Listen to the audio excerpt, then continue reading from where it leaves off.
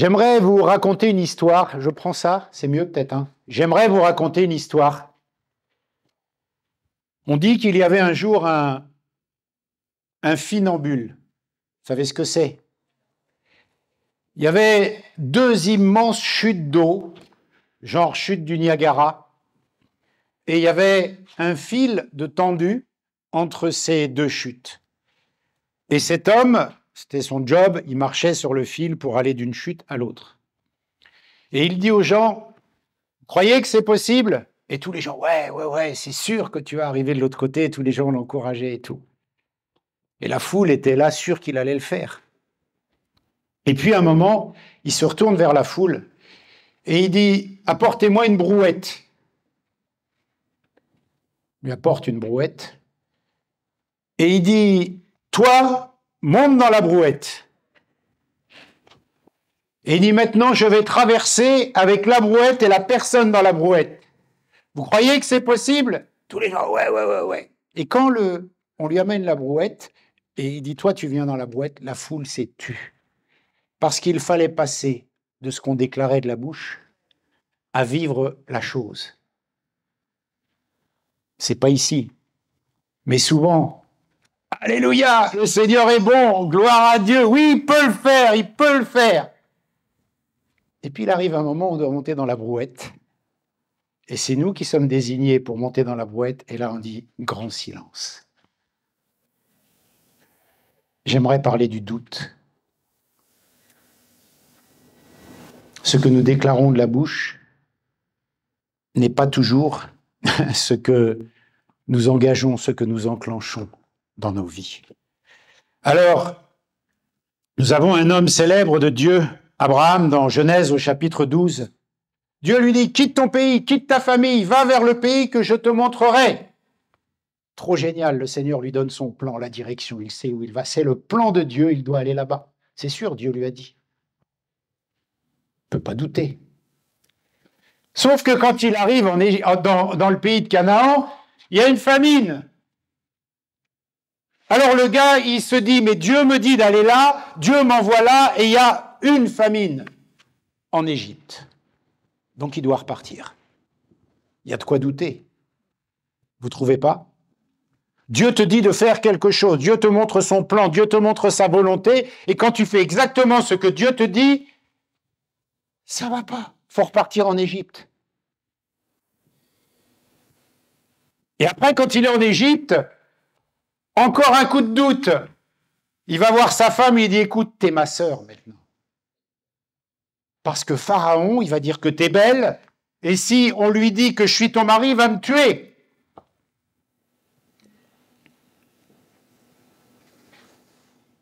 C'est encore un peu douté. Il aurait pu dire non, c'est ma femme et Dieu va me bénir. Pourquoi je vais mentir? Et il mentira. Parce qu'il a peur. La peur, c'est le doute. Alors, Dieu va faire quelque chose d'extraordinaire. Il va envoyer un fléau sur Pharaon. C'est bizarre ce que fait Dieu. Abraham est menteur. Abraham aurait dû avoir le fléau sur lui. Eh bien, Dieu envoie le fléau sur Pharaon, qui n'a rien fait, puisqu'il lui a dit que ce n'était pas sa femme. Il avait le droit de la prendre, puisque c'était sa sœur. On se dit, Dieu, il se fait coupable de quelque chose. Là, il est d'accord avec le mensonge d'Abraham? Non. C'est que Dieu fait concourir toute chose au bien de ceux qui aiment Dieu. Il réglera ça avec Abraham, il n'est pas là pour dire il a bien fait de mentir. Mais même dans cette difficulté, même dans ce doute, Dieu a fait en sorte que le plan s'accomplisse. Alors il repartira en Canaan et Dieu le bénira. Si je vous pose la question, est-ce qu'il vous est arrivé de douter de la parole de Dieu dans des circonstances difficiles? Qu'est-ce que vous allez répondre? Moi, oui, hein. Je vous le dis tout de suite. Hein. Je vous le dis tout de suite. Est-ce qu'on peut douter de son amour lorsque la culpabilité nous ronge? Bien sûr que oui. On peut douter de sa volonté quand on est malade. On se dit, purée, Dieu a promis la guérison. Dieu a dit qu'on était guéri par les meurtrissures de Jésus. Dieu a dit qu'à la croix, on avait cette guérison. Et je suis malade. On peut douter ou pas? Moi, je vous assure qu'à une période de ma vie, quand j'ai eu une maladie grave, et j'étais chrétien, je me demandais si Dieu allait me guérir. Bien sûr. On peut douter. On peut douter de sa puissance quand il nous arrive une catastrophe. Parce que quand on regarde à la catastrophe, même si on déclare de la bouche que Dieu est grand, Dieu est puissant, Dieu est vivant, Dieu est omniscient, omnipotent, omniprésent, omni ce que tu veux, la circonstance, ça nous bloque. On peut douter de son attention sur nos vies. Je veux dire par là que certaines vies que nous avons, on peut se dire, mais Dieu ne me regarde pas. Dieu n'est pas en train de considérer ma vie. Il y a des gens, il faut voir la vie qu'ils ont, et ils sont chrétiens. Qu'est-ce qu'ils traversent? Comme Job. On pourrait se dire, mais c'est pas possible. Vous savez, c'est un peu comme cet aveugle qui crie à Jésus, et puis les gens disent, tais-toi, c'est bon, n'importune pas le maître, laisse tomber, il a d'autres choses à faire, il a d'autres gens à traiter, d'autres problèmes à régler, les gens comme toi, c'est bon, il n'a pas le regard sur ta vie. Il s'en fiche de ton histoire, tu es là, aveugle depuis ta naissance, c'est bon. Et tu peux te dire, mais moi c'est pareil, j'ai des problèmes depuis que je suis chrétien, j'ai des galères depuis que je suis chrétien. Est-ce que Dieu regarde là-dessus? Est-ce que Dieu regarde ça? Et l'aveugle crie, fils de David, aie pitié de moi. Tais-toi, tu embêtes le maître. C'est un grand, lui. Il n'est pas s'occuper de toi, il n'est pas là pour ça. Puis d'un seul coup, Jésus se retourne, il dit, allez, on va aller le voir. Et les mêmes qui voulaient faire taire l'aveugle, ils sont obligés de lui dire maintenant, le maître, il t'appelle. Genre les bons là qui sont là, toi t'intéresses personne, va-t'en, la voix du diable qui dit allez, vas-y, le maître il a autre chose à faire que de s'occuper de toi. La voix du diable d'un seul coup elle est contredite, elle est brisée, elle est cassée parce que maintenant Jésus revient vers l'aveugle, il dit qu'est-ce que tu veux que je fasse pour toi? Moi je t'ai pas oublié, moi je considère ta vie, moi je sais, j'ai le regard sur ta vie. Qu'est-ce que tu veux que je fasse pour toi? Tu penses que l'aveugle il dit vite fait, moi j'ai envie de voir clair. Et pourtant, il y avait le doute. Légitime, cet homme pouvait se dire dignement, personne ne s'est jamais occupé de moi, de ma vie, personne n'a jamais pris en compte mes problèmes, pourquoi d'un seul coup je vais intéresser quelqu'un? Alors si je vous pose la question, avez-vous douté dans votre vie? Je suis presque sûr de la réponse. Et je voudrais ce matin, en parlant du doute, qu'on soit à l'aise avec le doute. Parce que des grands hommes de Dieu ont douté. Le doute fait partie de notre cheminement chrétien, il sera là tout le temps. Ça fait partie, on m'a questionné sur le combat spirituel, c'est un combat spirituel que de lutter contre le doute. Parce que Satan vient et sème le doute. C'est une de ses armes, donc on combat. Le combat spirituel, c'est un combat entre le bien et le mal. Le mal, les pensées négatives, les pensées de Satan qui viennent là pour nous faire douter, c'est un combat. C'est un combat. Alors j'ai noté des hommes qui ont douté dans la parole de Dieu, et des grands hommes de Dieu. On ne leur arrive même pas à la cheville. Je pense à Pierre dans Matthieu. Immédiatement, Jésus lui tendit la main et le saisit. « Ta foi est bien faible, lui dit-il. Pourquoi as-tu douté ?» Est-ce qu'il ne l'aime pas pour autant? Non. Qu'un grand théologien se lève et me dise « Tu t'es trompé dans ta théologie », il ne l'aime pas, c'est sûr. Il n'y en aura pas. Malgré son doute. Malgré son doute. Comme Abraham qui ment sur sa femme, et Dieu envoie le fléau sur Pharaon. Je ne vais pas donner d'explication à ça, ça regarde Dieu, c'est Dieu qui sait. Mais en tous les cas, c'est comme ça que c'est écrit.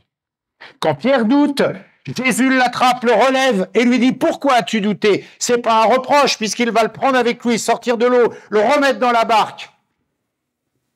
Et Pierre, plus tard, en rajoutera une couche « Je le connais pas, je le connais pas, je le connais pas. » Pierre, je t'aime.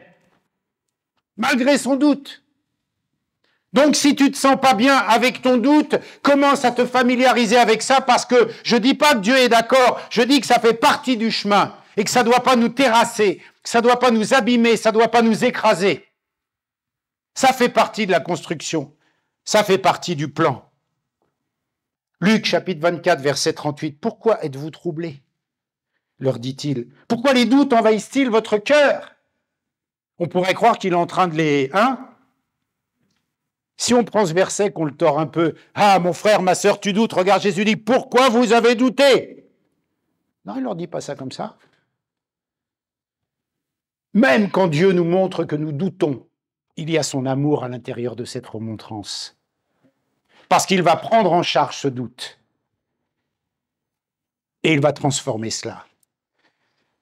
Le dictionnaire nous dit que le doute, je lis la définition, le doute est une interrogation, l'impression d'une réalité différente.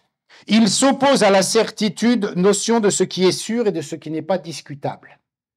Voilà même ce que le dictionnaire déclare être pour le doute. Tu vois une réalité, tu penses qu'il ne pourra pas y avoir une autre réalité que celle-là. Ça, c'est le doute. Le doute nous concentre sur ce que nous voyons au point de nier totalement qu'il puisse y avoir une possibilité de changement de cette situation. C'est ça le doute. Les 10 espions, ils n'entendent pas ce que Dieu leur dit. Dieu dit que ce pays est bien, est bon. Sur les 12, il y en a 10 qui reviennent avec des doutes. Ouais, ok, il est peut-être bon, Dieu l'a dit, ok, le pays il est bon, mais moi, j'ai vu des géants. Moi, j'ai vu des gars, ils ont des mains, elles sont grandes comme tout ton corps. Les grappes de raisin, c'est formidable, c'est vrai, mais j'ai vu des géants. C'est ça qui compte. Tu peux me chanter la Marseillaise en anglais. Le doute, c'est qu'il y a des géants. Donc Dieu ne peut pas faire quelque chose. Ils n'ont pas la vision de ce que Dieu dit. Ils ont la vision de la réalité du terrain. Comme nous, plein de fois dans nos vies. Tu deviens malade, tu doutes. Tu te fais ramasser, tu doutes. Tu as besoin d'un travail, tu n'en as pas, tu doutes. Tu vas vers quelqu'un, tu lui demandes de l'aide, il ne te la donne pas, tu doutes de lui. Tout le temps, on doute. Et pourtant, il y a des études qui ont été faites par rapport aux doutes et à nos peurs. Il paraît que 80%, écoutez bien ce chiffre, 80% de nos peurs, de nos doutes n'arriveront jamais.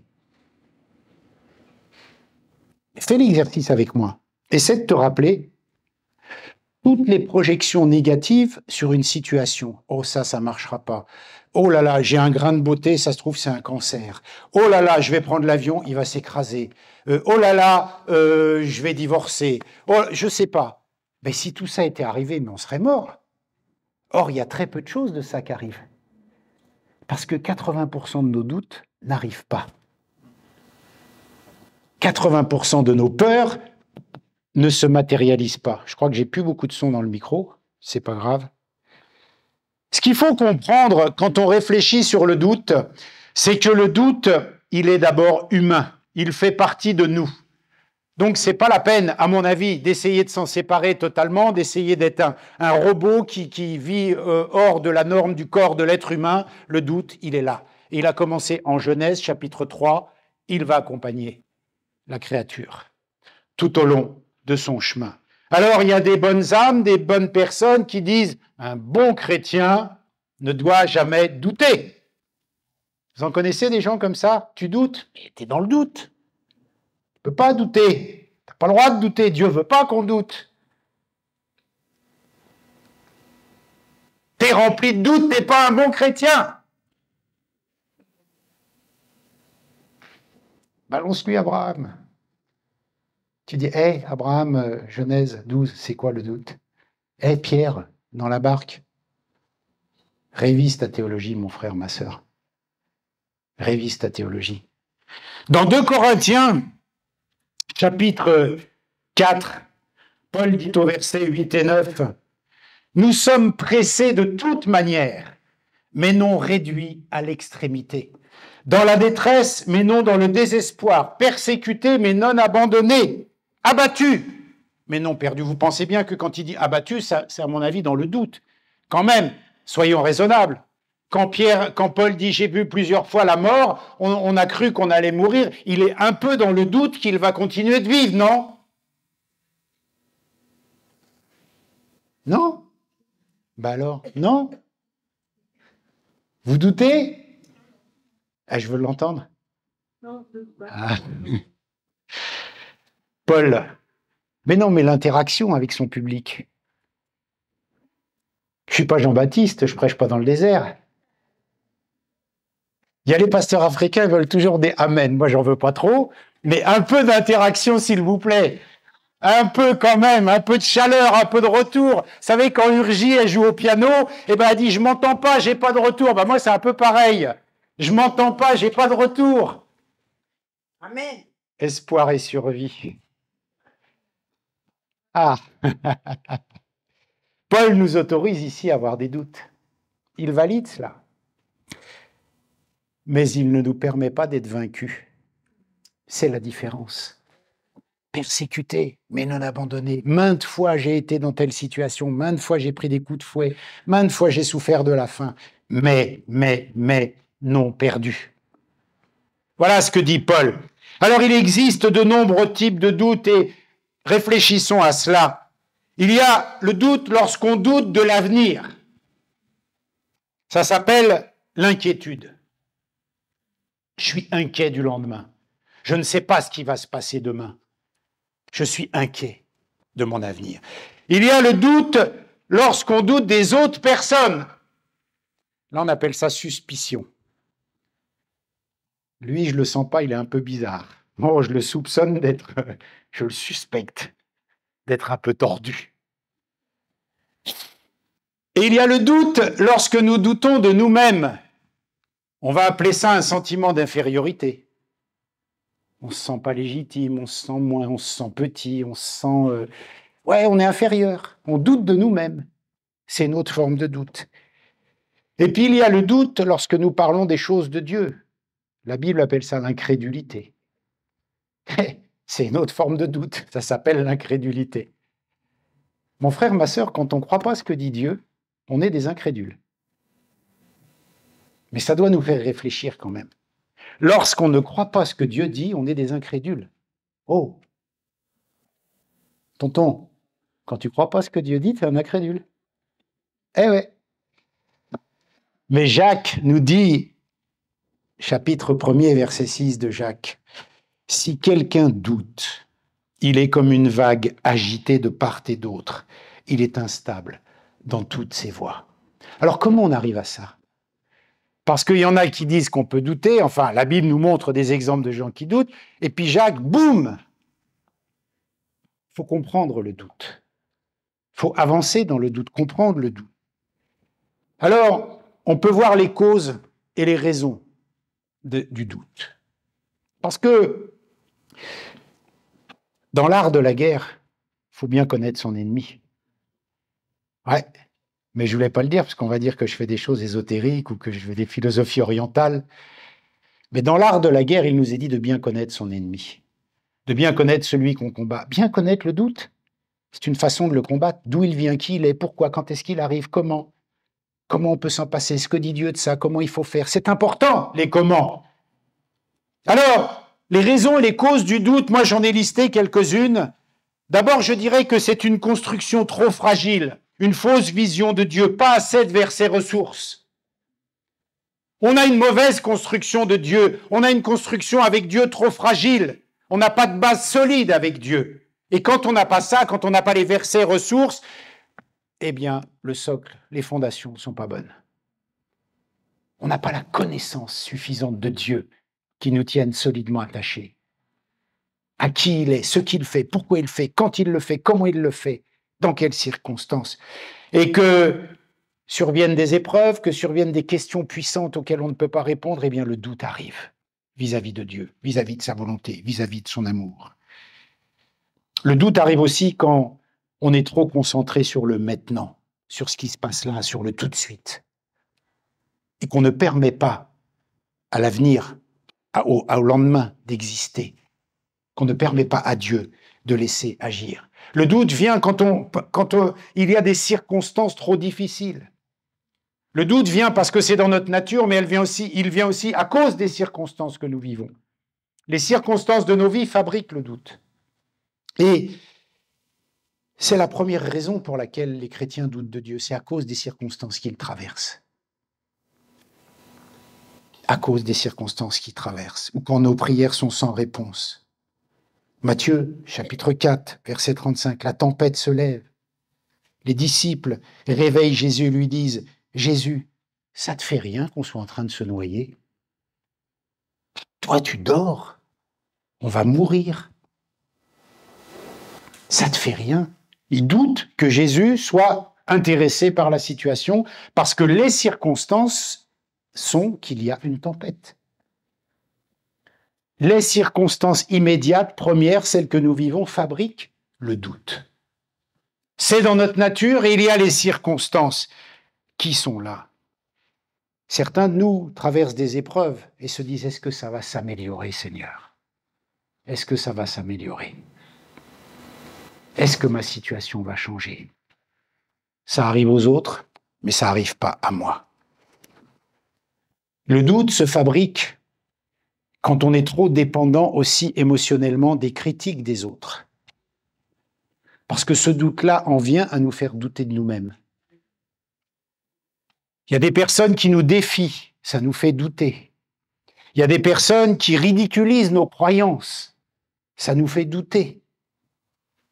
Regarde, quand tu témoignes de ta foi, il y a des chrétiens, ils sont détruits, ils sont ravagés parce qu'ils ont témoigné, on s'est moqué d'eux ou parce que ça a été trop fort l'oppression, le retour des gens, ça les impacte, ça les fait douter.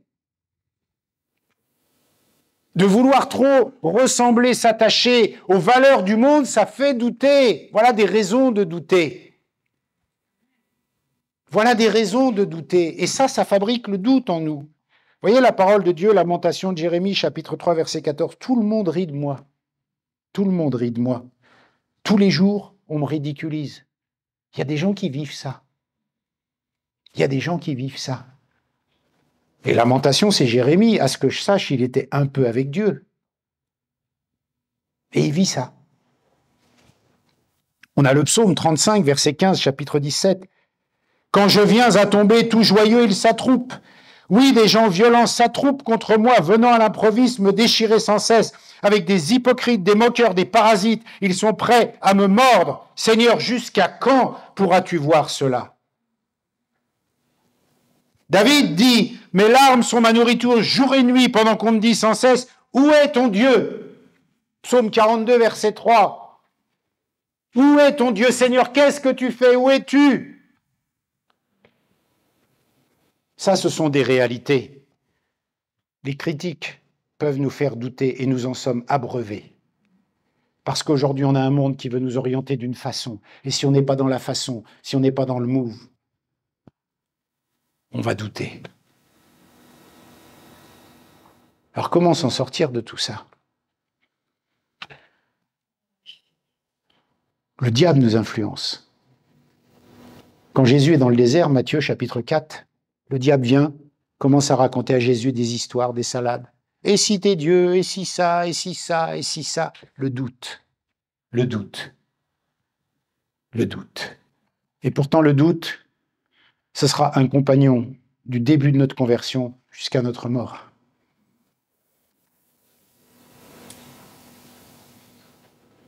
Alors qu'est-ce qu'on peut faire? Comment vaincre le doute? Je dirais que la première des choses, c'est d'admettre ses doutes. Pas essayer de jouer les supra-spirituels. Tout va bien, par la grâce, pas de problème, alléluia. Puis derrière, tu vois que le frère ou la sœur, il est défait, quoi. Il y a des gens, en vérité, pas ici, hein. Il y a des gens, quand tu leur dis ça va, gloire à Dieu, alléluia, ça sent tout l'inverse. Vas-y, on s'assoit, on discute. T'as un problème, t'as des doutes. Pourquoi ça va pas? On en parle, t'as le droit de douter. On ne se fabrique pas un personnage. On ne se fabrique pas un costume. Oui, Seigneur, je doute. Regarde Jérémie, regarde David, ils doutent. Ils le disent. Bon, je vais à l'église, je m'habille bien propre, j'oublie les problèmes. Costume 375, sourire tout. Même si j'ai un vrai problème, ça se voit pas. À la maison, c'est l'horreur. Gloire à Dieu, par la grâce, alléluia. Ouais, et au moment de la louange, ça se sent dans le cœur. Ça se sent dans le cœur quand on n'est pas là, quand on n'est pas au rendez-vous de l'adoration, quand on n'est pas au rendez-vous de la louange, quand on n'est pas habité d'une paix surnaturelle, même dans des épreuves. Là, je suis en train de te parler, j'ai le talon qui me fait une douleur, mais tu ne peux pas imaginer. Je me suis pété le tendon. C'est l'horreur. Docteur! Mais bon, voilà. J'ai la joie d'être ici ce matin qui surpasse tout.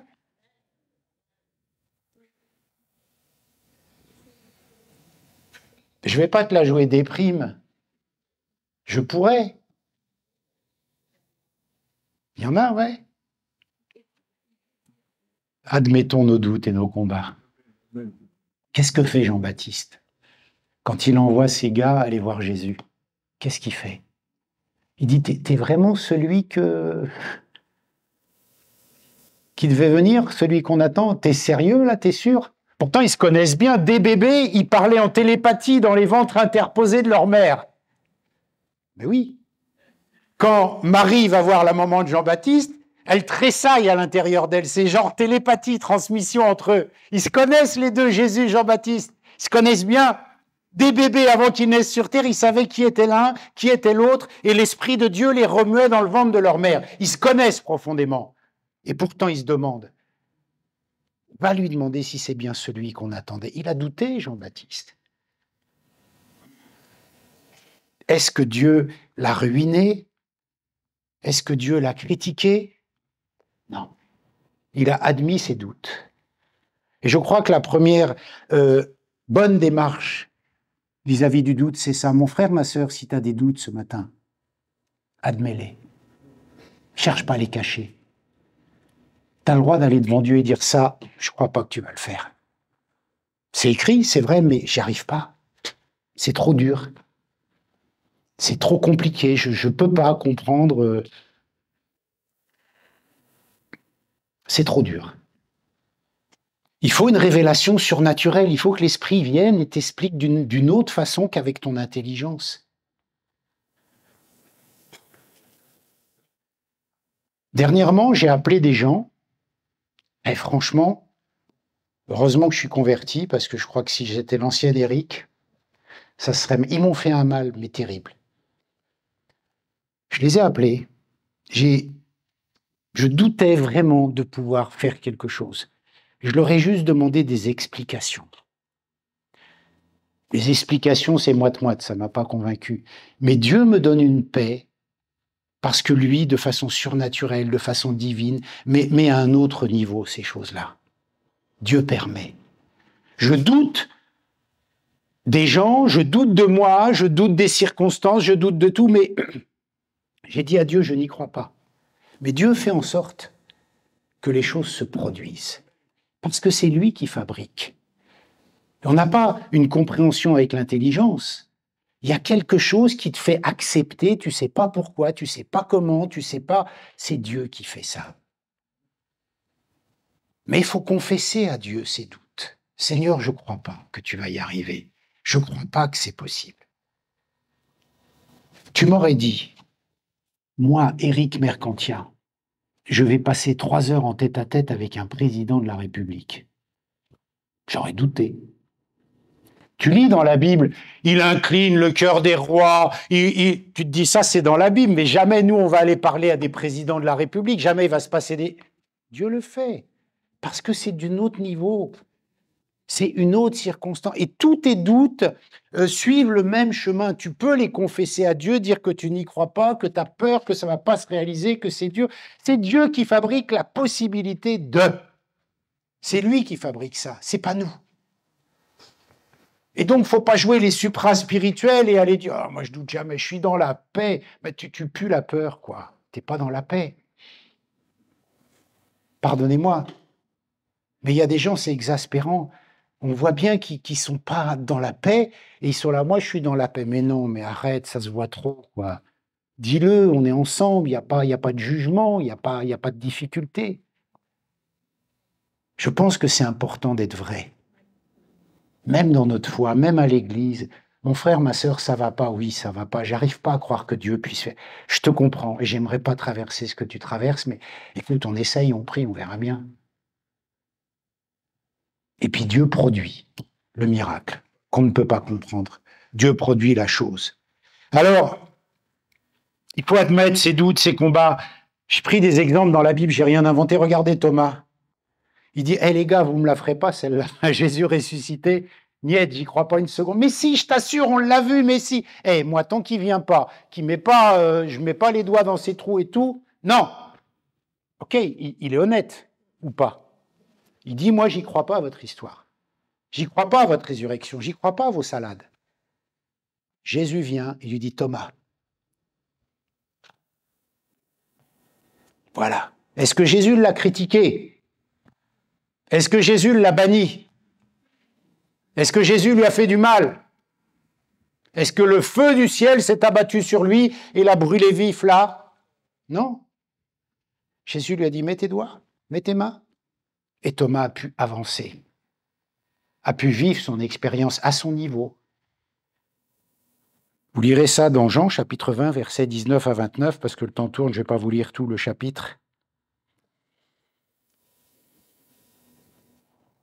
En fait, je dirais aussi que pour combattre le doute, c'est un jeu de mots, mais il faut douter de ses doutes. Il faut douter de ses doutes. C'est-à-dire quand le doute vient, toi tu dois dire « je doute du doute ».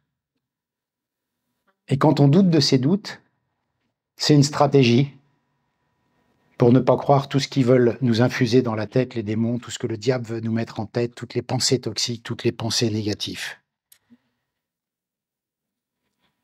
Proverbe chapitre 3, verset 5 dit « Fais confiance au Seigneur de tout ton cœur et ne t'appuie pas sur ta propre intelligence. » Ta propre intelligence va te balancer toute la journée des peurs, des craintes, parce que tes raisonnements sont limités, parce que tout est limité, on ne peut pas comprendre les choses. Et la vraie question à se poser, qu'est-ce que nous écoutons le plus?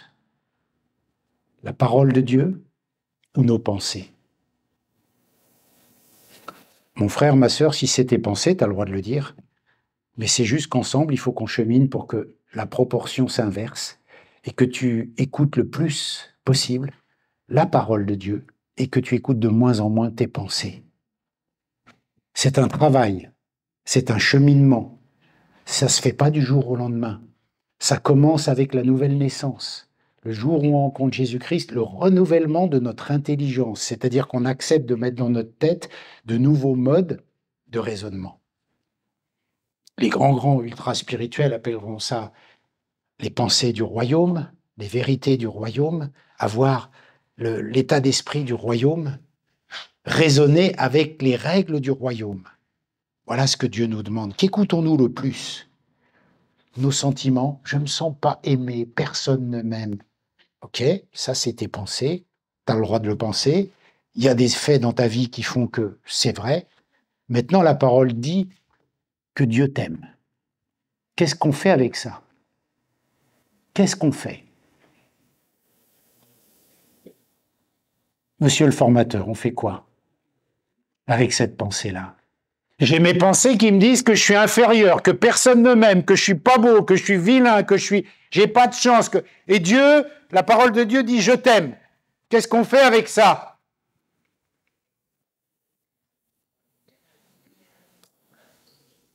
Voilà notre combat spirituel. Le combat des pensées. Le combat des pensées. De plus en plus, il faut aller vers quelque chose qui fait que de plus en plus les pensées de Dieu deviennent mes pensées et que je crois de moins en moins les infos que me balancent mes pensées tout au cours de la journée et que de plus en plus je capte les pensées de Dieu, la parole de Dieu, que je m'aligne sur ses vérités, que je m'aligne sur ses raisonnements, que je m'aligne sur ce que Dieu dit, quelle que soit ma compréhension de ce que Dieu dit. Si Dieu dit qu'il m'aime, même si je m'aime pas, je vais être obligé de croire Dieu.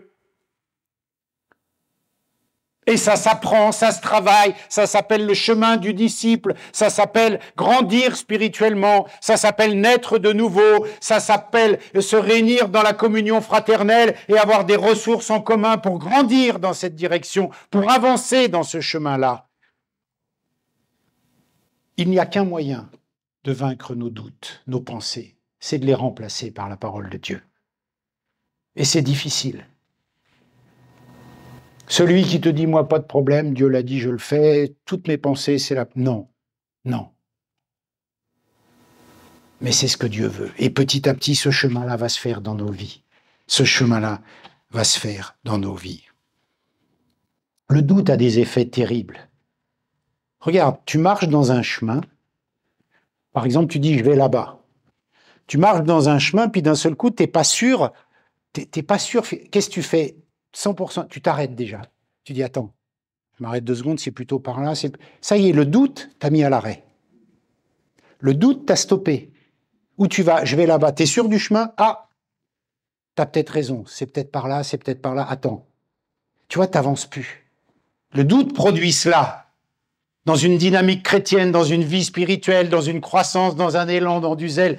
Tu avais envie de faire quelque chose, tu étais zélé, tu étais motivé, tu voulais foncer dans ce truc-là. D'un seul coup, le doute vient, tu t'arrêtes, tu dis « Oh, attends, c'est peut-être pas ce que... » Tu vois, le doute, ça tout de suite, ça bloque. Voilà les effets du doute.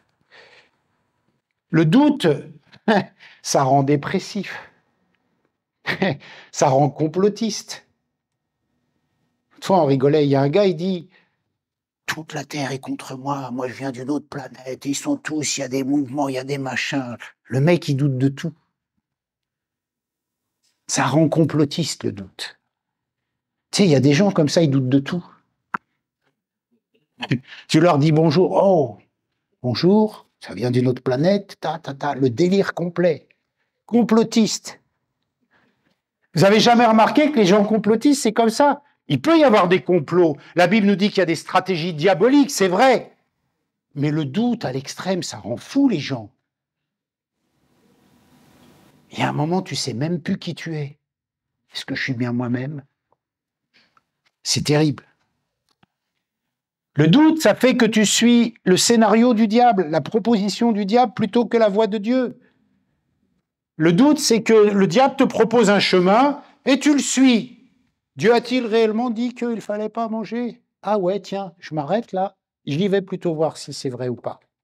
Ça y est, tu as suivi le scénario du diable. Le doute, c'est ça. Il nous dit que pour le combattre, eh bien, il faut mettre les pensées de Dieu, la parole de Dieu.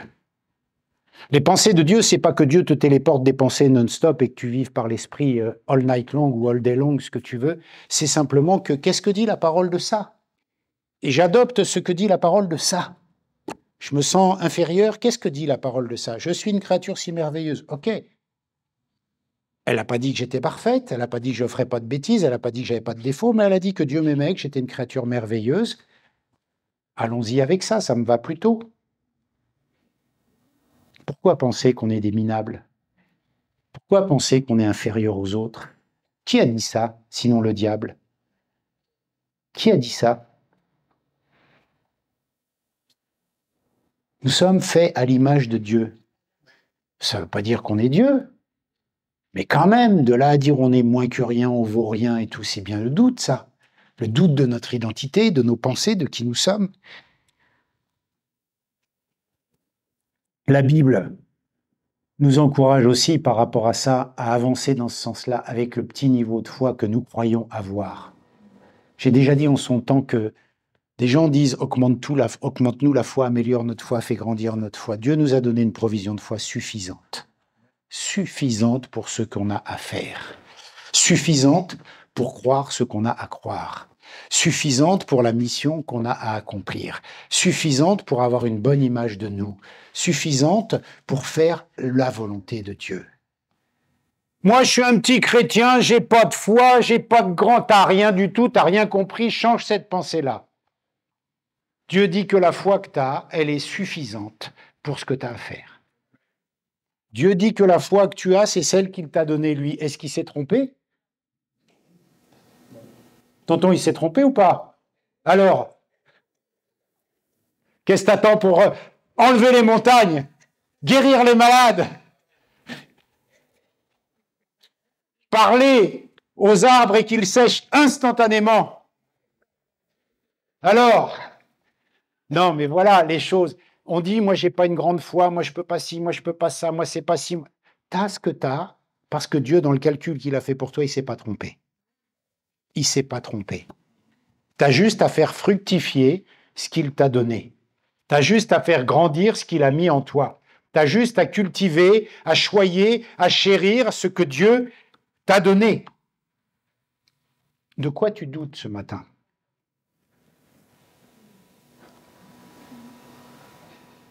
Tu ne veux pas me le dire, hein? Pourtant, j'ai dit qu'il fallait confesser ses doutes. De quoi tu doutes? Non, je taquine avec ça. Cessons de nourrir nos doutes par d'autres doutes. Et prenons cette saine et sainte habitude de remplacer nos doutes par la parole de Dieu. Par la parole de Dieu. C'est dur, c'est difficile, et personne ne va dire que c'est un chemin facile, mais c'est là qu'il faut arriver. C'est ça qu'il faut vivre. C'est par là qu'il faut passer. Chaque jour, Jean nous dit, j'ai bientôt fini. Jean nous dit, 1 Jean chapitre 5, verset 13, « Je vous ai écrit ces choses à vous qui croyez. » À vous qui croyez. Chaque jour de ma vie, il va falloir que je fasse le choix entre la proposition qui m'est faite par le diable pour ma journée, pour ma vie, et la proposition qui m'est faite par Dieu. Le doute, c'est un raisonnement. On raisonne sur une situation. Et chaque fois qu'une situation va se présenter, on aura le choix entre deux options. Choisir le choix du doute, choisir la proposition de Dieu. J'aime bien dire cette expression, 2 salles, 2 ambiances.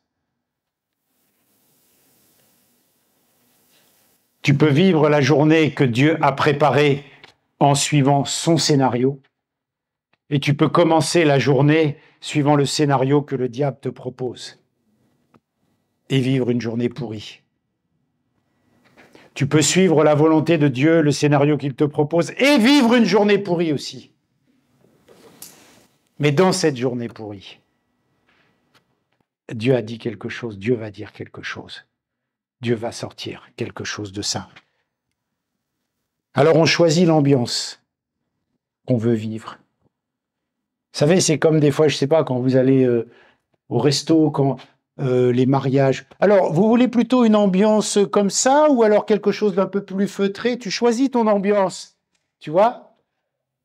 Et le matin, quand tu es devant Dieu, plutôt une journée pourrie où il se passera plein de problèmes, ou alors plutôt la volonté de Dieu?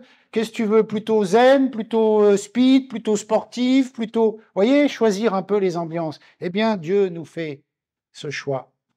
Deutéronome dit, j'ai mis devant toi 2 chemins. Choisis la vie, choisis la mort. On a toujours le choix de faire le choix. Mon frère, ma sœur, c'est difficile. Je ne me présente pas devant toi comme quelqu'un qui a tout compris sur le doute.